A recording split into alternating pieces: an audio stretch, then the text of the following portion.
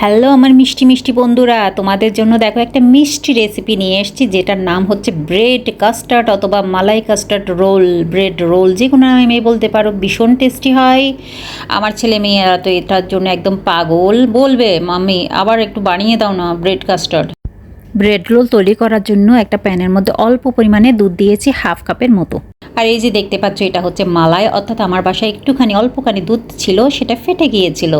আর সেখান থেকে যে মালাইটা বের হয়েছে সেটা আমি দিয়ে রেসিপিটা তৈরি করে নিচ্ছি। তোমরাও বাসার মধ্যে এরকম অনেক সময় হয়ে যায় যে দুধ ফেটে যায়, সেটা ফেলে না দিয়ে এভাবে করে তৈরি করে নিতে পারো। জলটা জড়িয়ে আমি এখানে মালাইটা নিয়ে নিয়েছি, সেটা দুধের মধ্যে দিয়ে দেবো, খুব ভালোভাবে মিক্স করে নেব। আর অল্প পরিমাণে এখানে দেবো এলাইচি পাউডার। তো এলাইচি পাউডার যদি অ্যাভেলেবেল না থাকে বাসায়, গোটা এলাচ থাকলে সেটাও দিতে পারো, পরে না হয় সেটা তুলে নেবে, ঠিক আছে। আর এই তো দেখতে পাচ্ছ আমি অল্প পরিমাণে এলাচি পাউডারটা দিয়েছি। এখন সব কিছু মিক্স করে নেব। এখানে তোমরা চাইলে চিনি দিয়ে তৈরি করে নিতে পারো, আমি কিন্তু গুড় দিয়ে তৈরি করেছি, কারণ আমি না চিনিটা খুব একটা বেশি খাই না বলেই আমি গুড়টা দিয়ে তৈরি করে নিয়েছি। আর দিয়ে দেব 1 টেবিল স্পুনের মতো এখানে মিল্ক পাউডার। সব কিছুকে মিক্স করে নেব। যদি কনডেন্স মিল্ক থাকে সেটাও তোমরা দিতে পারো, হ্যাঁ, গুড়ের পরিবর্তে, সেটাও কিন্তু ভীষণ টেস্টি হবে। তো এখন সব কিছুকে একদম শুকনো হয়ে যাওয়া পর্যন্ত, একটা পুরের মতো তৈরি হয়ে যাওয়া পর্যন্ত আমি এটাকে নেড়ে চেড়ে রান্না করে নেব। আর এখন দিয়ে দিচ্ছে অল্প পরিমাণে কালার, ফুড কালারটা দিয়েছি, যে কোনো কালার দেওয়া যায়, আমার বাসায় যেটা ছিল আমি সেটাই দিয়েছি। এখানে তোমার পিঙ্ক কালার থাকলে দিতে পারো, রেড কালার থাকলে দিতে পারো। আমার অরেঞ্জ কালারটা ছিল বলে আমি ওটা দিয়েছি। ওটা অপশনাল, তোমরা চাইলে এটা বাদও দিতে পারো, কোনো সমস্যা নেই।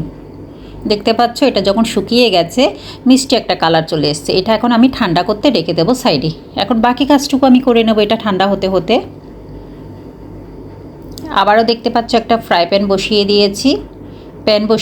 তাতে দিয়ে দেবো আমি প্রায় 500 গ্রামের মতো দুধ দেবো। হ্যাঁ, এখানে একটা কাস্টার্ড তৈরি করে নেব, যে কাস্টার্ডটা তৈরি করে নেব তার জন্য মূলত আমি দুধটা বসিয়েছি। এখন আমি 2 টেবিল স্পুনের মতো কাস্টার্ড নিয়ে নিয়েছি। আর এটা ঠান্ডা দুধ দিয়ে আমি মিক্স করে নেব, কারণ গরম দুধ দিয়ে তো কাস্টার্ড পাউডার মিক্স করা যায় না, সেটা দলা পেকে যাবে। মিক্স করে এটা আমি সাইডে রেখে দেবো। দুধটা বলক আসা পর্যন্ত এটা আমি মিক্স করে নিয়ে সাইডে রেখে দেবো। বুঝতে পেরেছো? বাসায় থাকা উপকরণ দিয়ে তোমরা চাইলে নানান রকমের কিছু তৈরি করা যায়। আমার এই জিনিসটা ভীষণ ভালো লাগে, আমার নিজেরই ভালো লাগে, আর আমার ছেলে মেয়ে ভীষণ পছন্দ করে। তাদের আবার খাওয়ার শেষে না কিছু মিষ্টি একটা কিছু খেতে হয়, একদম কিছু না থাকলে তারা হচ্ছে চকলেট হলেও খাবে। আমার বাসায় সবসময় চকলেটটা অ্যাভেলেবেল থাকে, আর তাদের যেটা ভালো লাগে সেটা আমারও বানাতে ভালো লাগে, মা বলে কথা। আর দেখতে পাচ্ছ আমি নেড়ে চেড়ে দুধটাকে বলক আসা পর্যন্ত রান্না করে নিলাম, কারণ দুধটা তো উপচে পড়ে যাবে, সেটা যেন না হয় সেজন্য নাড়াচাড়া করে রান্না করে নিচ্ছি।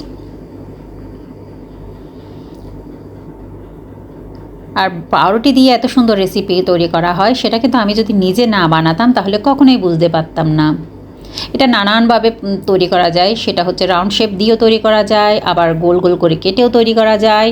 দুধের মধ্যে যখন বলক চলে এসছে তখন আমি কাস্টার্ডের যে মিশ্রণটা রেডি করে রেখেছিলাম সেটা দিয়ে দিয়েছি। এখন কিন্তু নাড়াচাড়া একদম বন্ধ করা যাবে না, কারণ এটা দলা পেকে যাবে, তখন কিন্তু খেতে একদম ভালো লাগবে না। দেখো 2-1 মিনিটের মধ্যেই লিকুইড ফর্মে চলে এসছে, আর ভীষণ মিষ্টি একটা কালার এসছে। এখানে আমি কিন্তু গুড় ইউজ করেছি, তোমরা নিশ্চয়ই দেখেছো সেটা।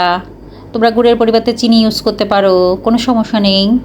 আমি যে রকম থিকনেস চেয়েছি সেরকমটাই এসছে। আমি এটা এখন রেখে দেবো, কারণ এটা রাখার পরে যখন ঠান্ডা হয়ে আসবে তখন কিন্তু আরও একটু ঘন হয়ে আসবে। আমি তোমাদেরকে বারবার করে দেখাচ্ছিলাম আমি এরকমই থিকনেস চেয়েছি।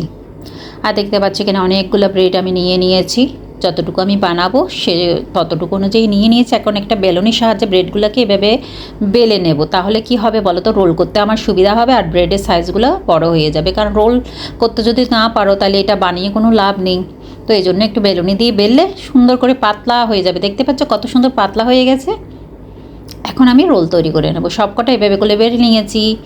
আর একটা প্লেটের মধ্যে একটা ব্রেড নিয়ে নিয়েছি, আর অল্প পরিমাণে এখানে দুধ দিচ্ছি। হ্যাঁ, তোমরা যদি দুধ না থাকে দুধের পরিবর্তে জলটা ইউজ করতে পারো, তবে জলের মধ্যে অল্প পরিমাণে চিনি দিতে পারো, তাইলে টেস্টটা ভীষণ ভালো আসবে।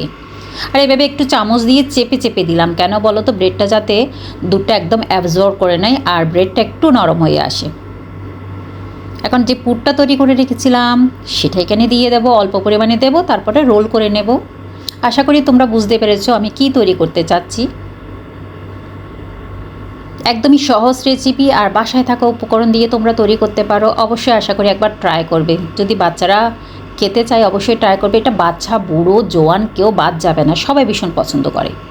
আমার তো যেদিনকে বানিয়েছি বেশ অনেকটাই বানিয়েছিলাম, সেদিনকে শেষ হয়ে গেছে। দেখো তোমাদের সাথে কথা বলতে বলতে আমি কিন্তু একটা রোল বানিয়ে নিয়েছি, আর একটা রোল বানাচ্ছি। আশা করি তোমরা স্ক্রিনের মধ্যে দেখলেই বুঝতে পারবে আমি কি বানাতে চলেছি বা কি বানাচ্ছি, কি করছি।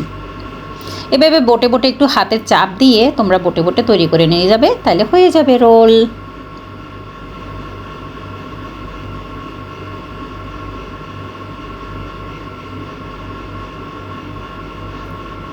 আমার এবারকার ব্রেডটা তেমন একটা ভালো পড়েনি বলে ব্রেডটা রোল হতে চাচ্ছিল না।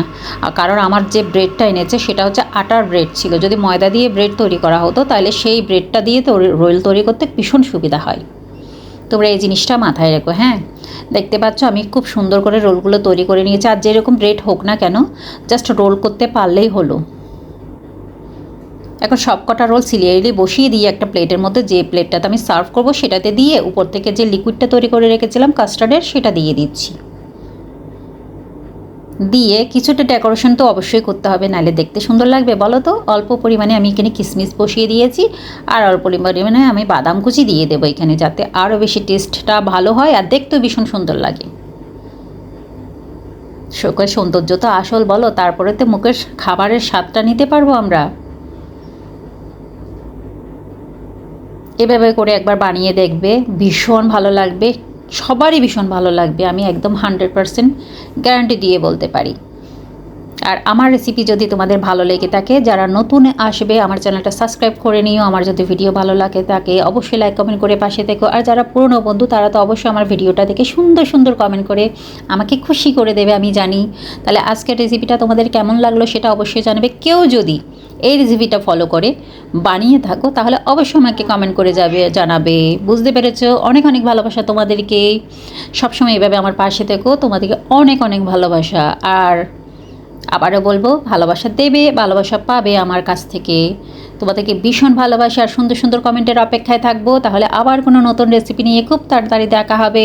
ততক্ষণ পর্যন্ত সবাই সুস্থ থেকো, ভালো থেকো। আর এই রমজান মাসে আমার যারা বন্ধুরা আছো তারা এই রেসিপিটা একবার অবশ্যই ট্রাই করে দেখবে, তোমাদের নিশ্চয়ই ভীষণ ভালো লাগবে। ঠিক আছে, আজকের মতো বিদায় নিলাম। টাটা, বাই বাই বন্ধুরা। দেখো কি সুন্দর হয়েছে, একটুখানি ভেতরটা দেখো কি সুন্দর হয়েছে আর কি ইয়ামি হয়েছে। দেখো, দেখতে পেয়েছো তো? তাহলে অবশ্যই ট্রাই করে নেবে। আশা করি মুখে জল চলে এসছে, তাই না? বলো বলো বলো। ওকে, বাই বন্ধুরা।